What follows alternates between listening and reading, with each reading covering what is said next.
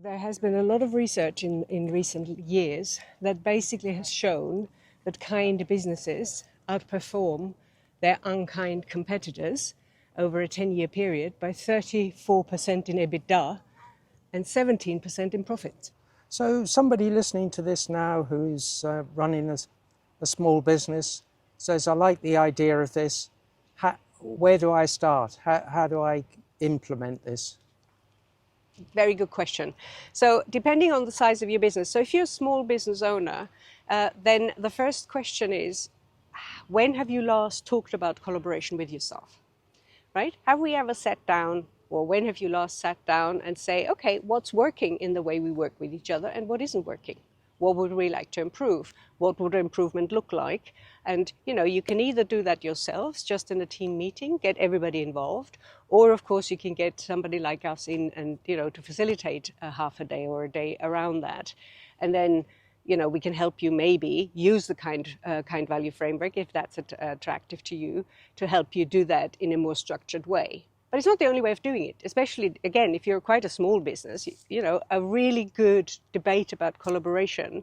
And again, include in that debate around how safe do people feel to speak up. And that's where sometimes, even in smaller businesses, an external facilitator is actually a good thing, because they are trained to get this stuff out and create a safe environment. Because, of course, if you haven't got a safe environment, people might not speak up about what they really think. And that's the piece you need to achieve first, because once you've created an environment where people speak their thoughts, you can get to those behaviors and how do we want to cooperate and how do we want to collaborate and what do we want to change in the way we do that is certainly the first step into that future of a kind business. And I think the other thing it's important is, so once you've got a psychologically safe environment where people speak up their thoughts, then it's a good time to then look at, okay, what does kind mean to us? What would kind behavior look like for us? And also, how would we want to monitor that we're all keeping on track? Because again, one of the big advantages of a small business is you literally can involve every single person in the business in creating that environment.